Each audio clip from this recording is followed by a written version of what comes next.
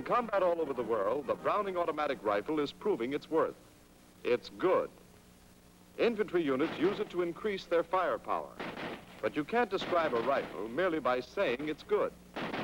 You have to get down to facts, technical facts. So here goes. The Browning automatic rifle, caliber 30, model 1918 A2, is an air-cooled, gas-operated weapon. It uses a 20-round magazine, and you can fire at a slow automatic rate. Or, if you flick this change lever, you can fire at the full automatic rate.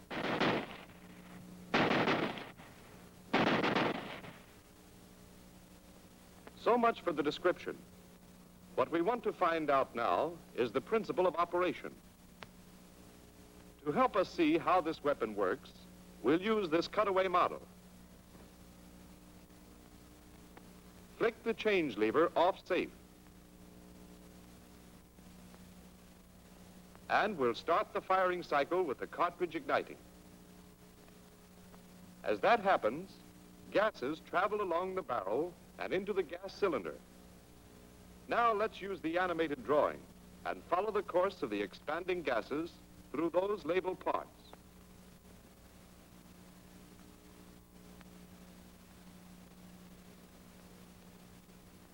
When the gas reaches the well, it hits the gas piston plug and drives the piston to the rear. At the same time, the bullet leaves the muzzle.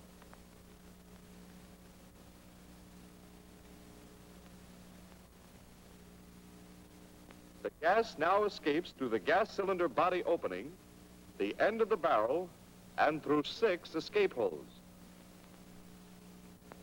There are 3 on the left side and 3 on the right. Remember, the piston is moving to the rear.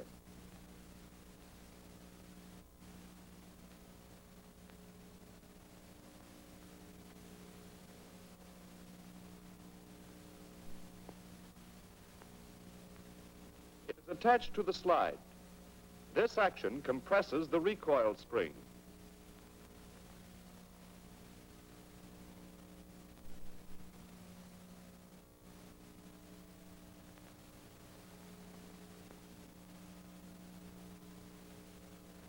As the slide goes back, it carries the hammer back from the firing pin lug, and the hammer pin lines up with the bolt link pin.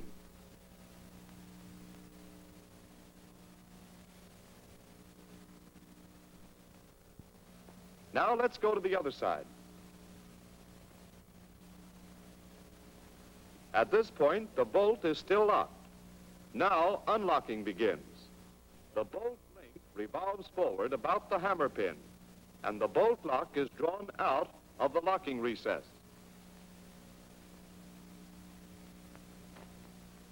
Look closely and note how the lock is braced by the bolt link and the rear of the bolt support.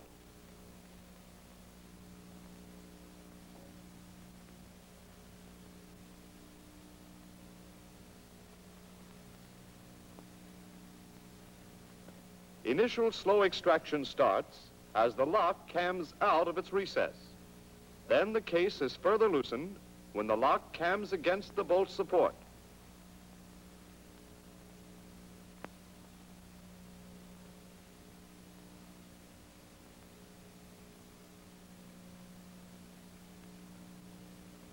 At the same time, the firing pin is drawn from the face of the bolt by the camming action of this surface in the bolt lock against a similar cam surface on the firing pin lug. Now in animation from the other side.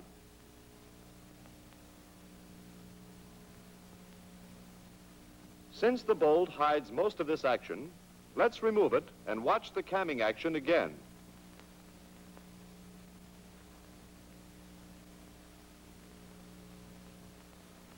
Now extraction and ejection takes place. The cartridge case is pulled out and drawn to the rear, held by the extractor. Then the cartridge strikes the ejector, pivots about the extractor, and is thrown out of the receiver.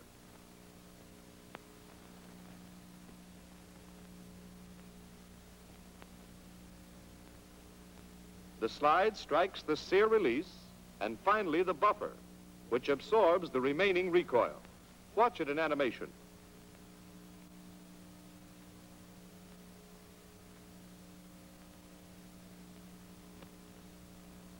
Here's how the buffer works. The buffer head is struck by the slide and forces the friction cups over the friction cones, compressing the buffer spring.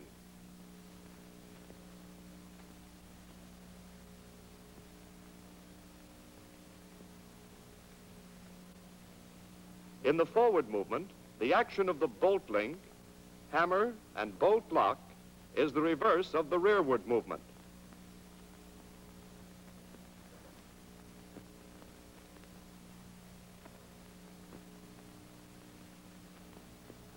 As the slide moves forward, the joint at the bolt link is prevented from buckling downward by the tail of the feed rib, by the locking surface of the bolt lock, and by the bolt guide and bolt support.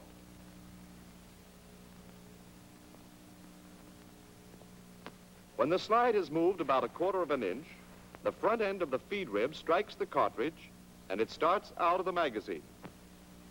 The cartridge strikes the bullet ramp and is deflected up toward the chamber. Then it's forced out of the magazine by the bolt. The bullet slides up the face of the bolt and under the extractor. Then the bolt is locked as it continues forward.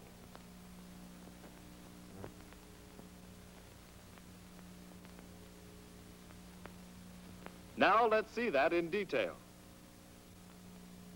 The bolt lock rides over the rear shoulders of the bolt supports, and the rear end of the bolt lock is cammed upward.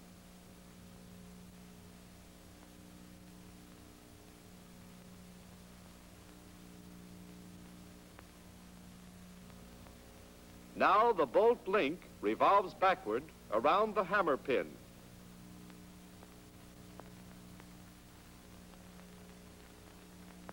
Remember how the firing pin is enclosed in this slot in the underside of the bolt lock.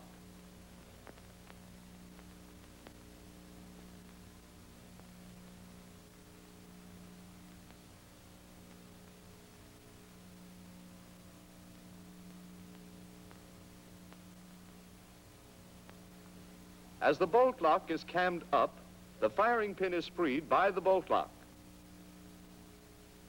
The slide and hammer move on, carrying the hammer pin past the bolt link pin. The center rib of the hammer strikes the firing pin, driving it forward, igniting the round. This cycle will be repeated, and the rifle will continue to fire as long as the trigger is held back.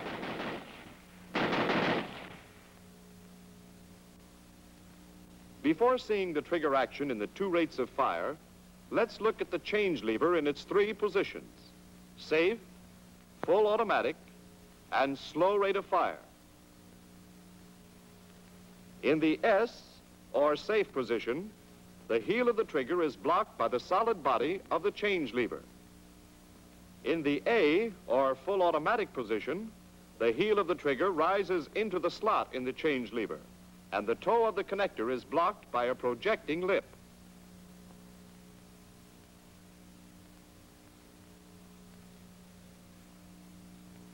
In the F, or slow rate of fire position, the body of the change lever is cut away and allows the trigger and connector to rise to their highest points.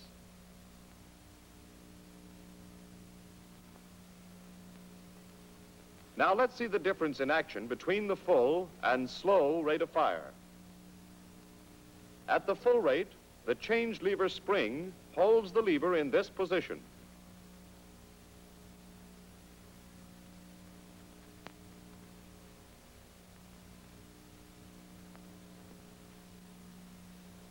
This part, the connector, is held against the sear and keeps the sear nose depressed, so the rifle will keep firing until the magazine is empty or the trigger is released.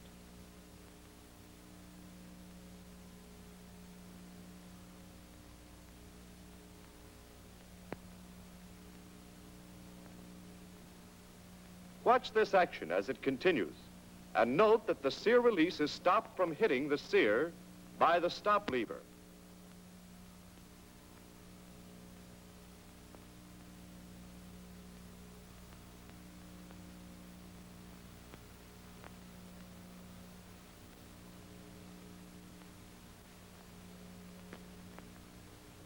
That's what happens when the change lever is set at full rate. When it's turned to F, or the slow rate, however, the toe of the connector has more of the slot in the change lever to work in.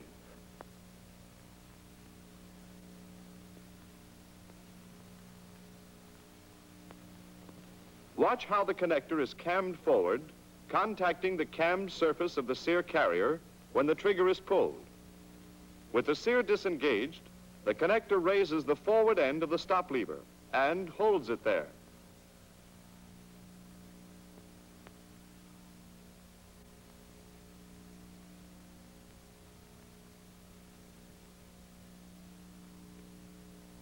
Since the sear head is disengaged, the sear nose can now rise, forced up by the sear spring, and engage in the sear notch on the bottom of the slide as it starts forward.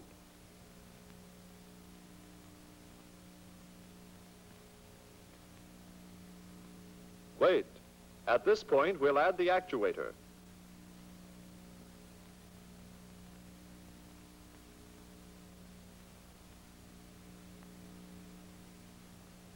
Now, when the slide hits the sear release, it forces the actuator to the rear, compressing the actuator spring.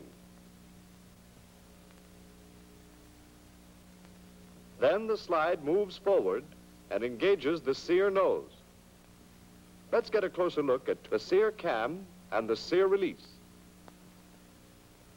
The actuator now comes forward, forcing the sear release out of the buffer head. The stop lever being depressed, the sear release contacts the camming surface on the sear and releases the slide. With the trigger mechanism removed, we can see what happens now as we release the trigger.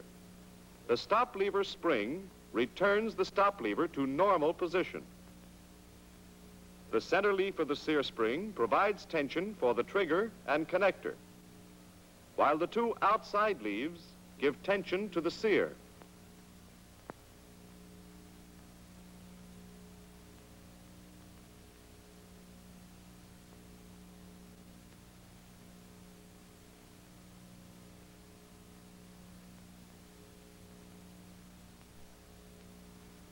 Now back to the animation.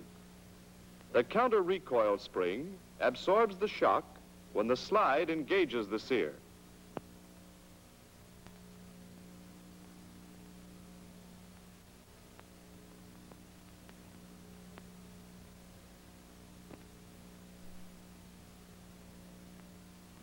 All right, let's watch the trigger action once more. First, at full rate.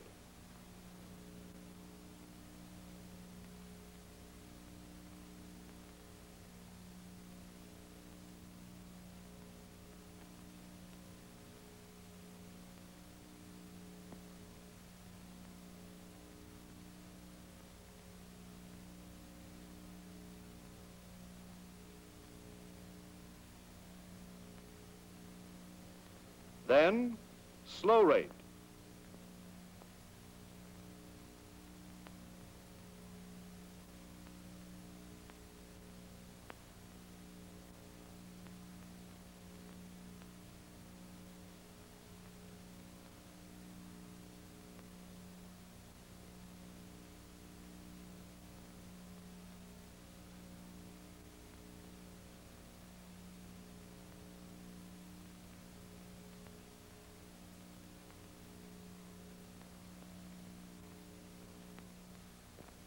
There you have it.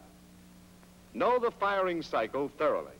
It will help you locate malfunctions and keep the gun in fighting shape.